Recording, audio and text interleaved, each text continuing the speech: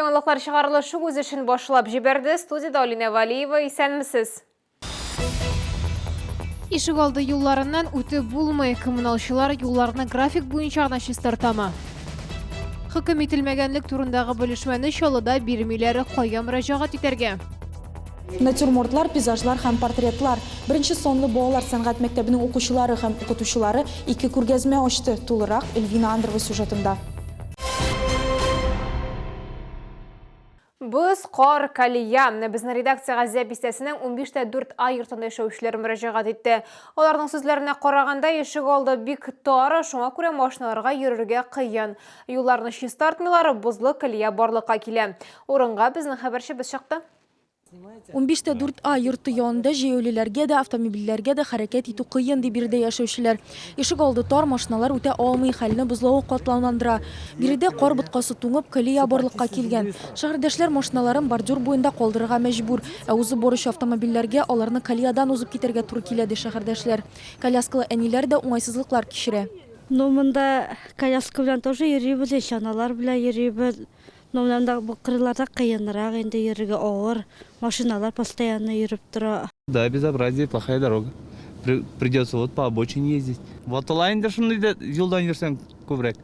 Хезмәт күрсәтүче оешмада билгеләнгән график буенча көннең икенче яртысында ишек алларын чистартачаклар дип ышандырдылар. У нас существует график, в рамках которого мы работаем. Если мы видим, что ситуация на каком-то из домов ухудшается, и этот дом находится вне графика, либо позже отнесен в нем, то мы, конечно, перераспределяем наши ресурсы. Торакчылар квартал эчендәге юлларның торышы канәгатьләндермәсә, идарәче компанияга хәбәр итәргә киңәш итә. Алар территорияны планнан тышта җыештырырга мөмкин.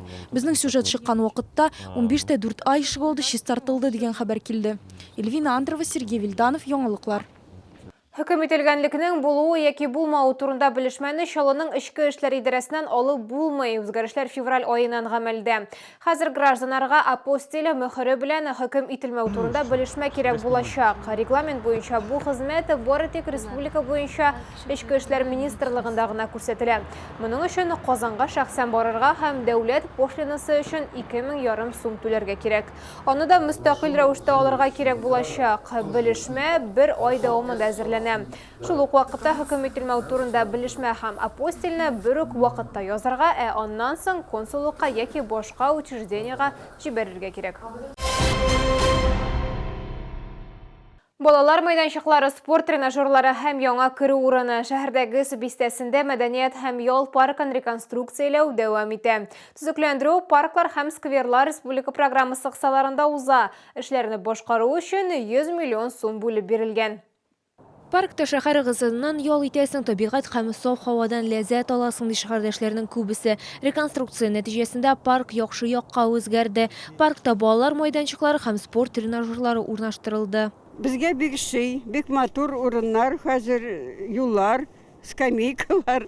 Бик яхшы, бик күңелле йөрергә, саф һава иснәп, наратлык, шундый. Бу бакчага еще бер-ике семья биолог җибәргә иде. Кеше ашатырый, балалар карарый. Реконструкция кысаларында Муса Җәлил проспекты ягыннан керү урынын яңарттылар. Паркта яңа эскәмияләр, яктырту баганалар һәм чүп-чар өчен урыннар урнаштырылды. Төзекләндерүнең беренче этабы 2019 елның декабрендә тамамланды. Ул вакытта башкарылган эшләрне шәһәр мэры Наил Мәхдиев шәхсән үзе бәяләде. Наша задача была, не нарушая, не внося какие-то серьезные изменения в природный ландшафт, сделать так, чтобы парк получил второе дыхание, вторую жизнь. Нам, на мой взгляд, это удалось. Большое количество людей здесь занимается спортом, физической культурой. Вы видите, занимается скандинавской ходьбой. Реконструкция дәвам итә, эшләрне башкару өчен 100 миллион сум бүлеп бирелгән. Лилия Гатина, Диана Мулярова, Фәнис Иксанов, яңалыклар. Александр Пушкин исемдәге 78-нче лицейда тантаналы рәвештә ике күргәзмә ачылды. Хыялыбыз ярларында укучылар, сәнгать территориясендә укытучылар эшләре тәкъдим ителде. Үткәрү урыны очраклыгына сайланмаган яшь авторларның күбесе бу лицейда укый. Күргәзмәне беренчеләрдән булып Эльвина Андрова күреп кайтты.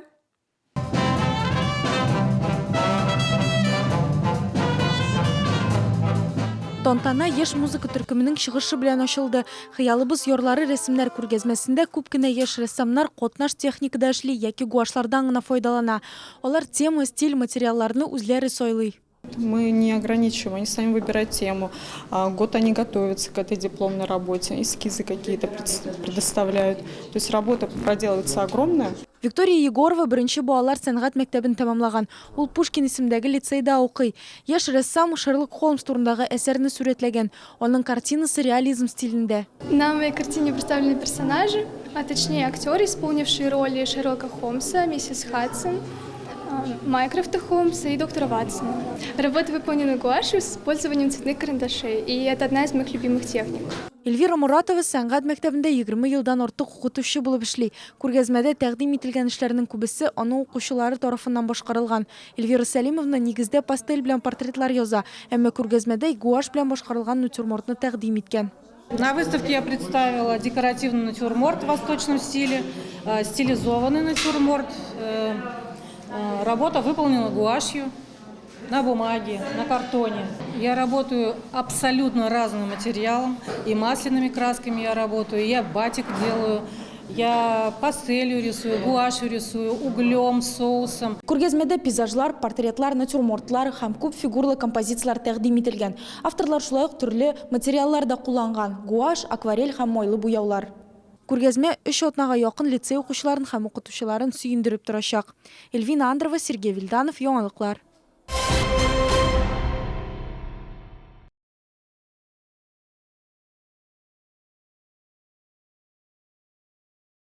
Бу сезгә ишкерәсе соңгы мәгълүматыбыз иде. Мин Алина Валиева сезнең белән сау булашам. Игътибарыгыз өчен рәхмәт.